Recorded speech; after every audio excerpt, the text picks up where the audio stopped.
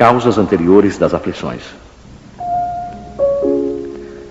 Mas se há males nesta vida de que o homem é a própria causa, há também outros que, pelo menos em aparência, são estranhos à sua vontade e parecem golpeá-lo por fatalidade. Assim, por exemplo, a perda de entes queridos e dos que sustentam a família. Assim, também, os acidentes que nenhuma previdência pode evitar.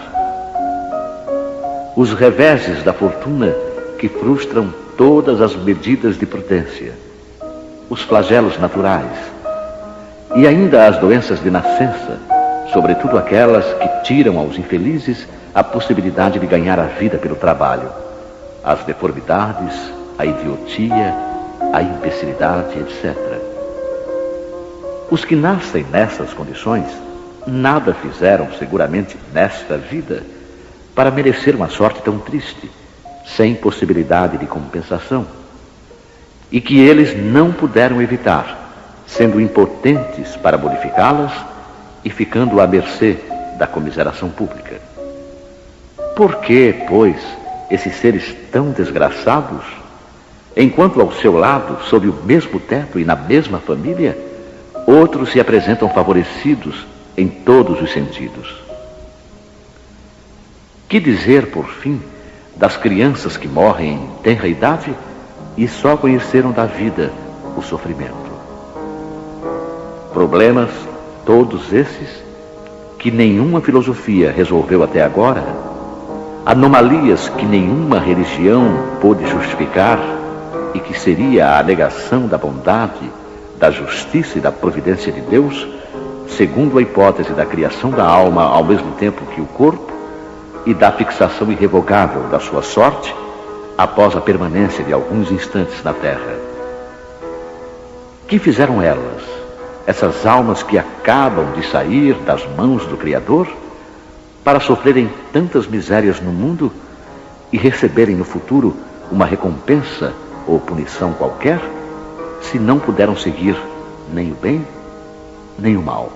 Entretanto, em virtude do axioma de que todo efeito tem uma causa, essas misérias são efeitos que devem ter a sua causa. E desde que se admita a existência de um Deus justo, essa causa deve ser justa. Ora, a causa sendo sempre anterior ao efeito, e desde que não se encontra na vida atual, é que pertence a uma existência precedente. Por outro lado, Deus, não podendo punir pelo bem que se fez, nem pelo mal que não se fez, se somos punidos, é que fizemos o mal. E se não fizemos o mal nesta vida, é que o fizemos em outra. Esta é uma alternativa a que não podemos escapar, e pela qual a lógica nos diz de que lado está a justiça de Deus.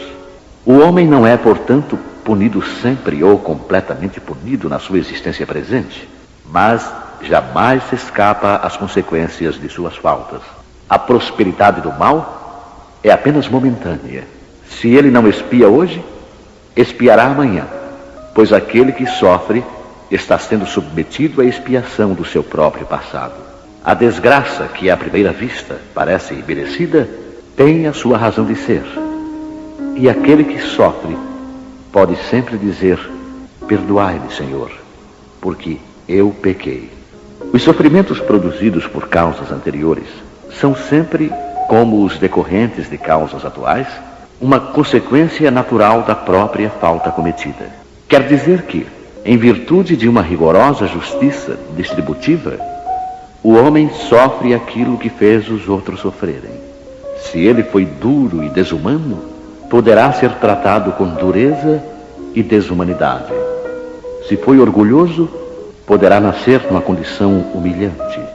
Se foi avarento, egoísta, ou se empregou mal a sua fortuna, poderá ver-se privado do necessário.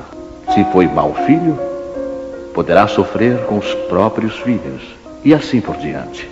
É dessa maneira que se explicam, pela pluralidade das existências e pelo destino da Terra, como mundo expiatório que é, as anomalias da distribuição da felicidade e da desgraça entre os bons e os maus neste mundo. Essa anomalia é apenas aparente, porque só encaramos o problema em relação à vida presente.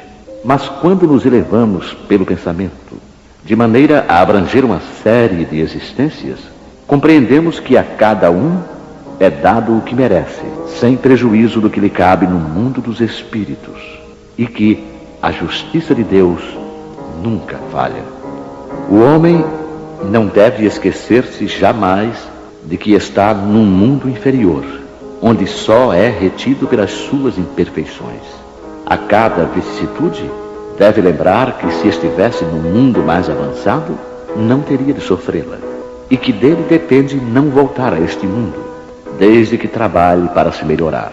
As tribulações da vida podem ser impostas aos espíritos endurecidos ou demasiado ignorantes para fazerem uma escolha consciente, mas são livremente escolhidas e aceitas pelos espíritos arrependidos que querem reparar o mal que fizeram e tentar fazer melhor.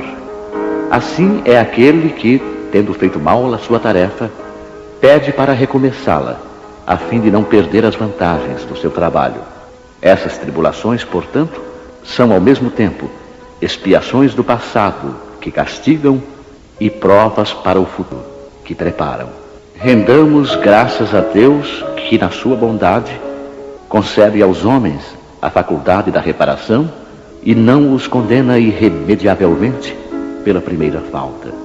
Não se deve crer, entretanto, que todo sofrimento por que se passa neste mundo seja necessariamente o indício de uma determinada falta. Trata-se frequentemente de simples provas escolhidas pelo Espírito para acabar a sua purificação e acelerar o seu adiantamento. Assim, a expiação serve sempre de prova, mas a prova nem sempre é expiação. Mas provas e expiações são sempre sinais de uma inferioridade relativa, pois aquele que é perfeito não precisa de ser provado.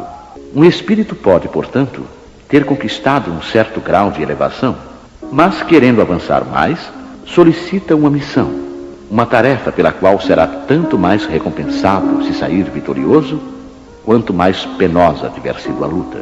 Esses são, mais especialmente, os casos das pessoas de tendências naturalmente boas, de alma elevada, de sentimentos nobres e natos, que parecem nada trazer de mal de sua precedente existência e que sofrem com resignação cristã as maiores dores, pedindo forças a Deus para suportá-las sem reclamar. Podem-se, ao contrário, considerar como expiações as aflições que provocam reclamações e levam o homem à revolta contra Deus.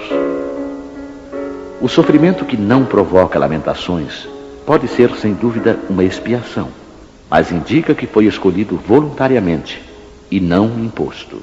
É a prova de uma firme resolução, o que constitui sinal de progresso.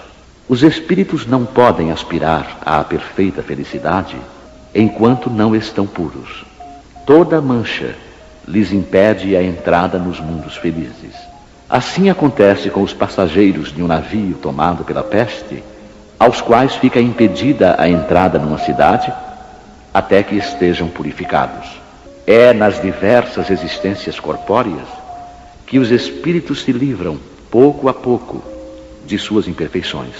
As provas da vida fazem progredir quando bem suportadas. Como expiações, apagam as faltas e purificam. São o remédio que limpa a ferida e cura o doente. E quanto mais grave o mal, mais enérgico deve ser o remédio.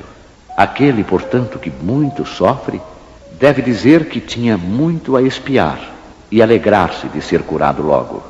Dele depende, por meio da resignação, tornar proveitoso o seu sofrimento e não perder os seus resultados por causa de reclamações, sem o que teria de recomeçar.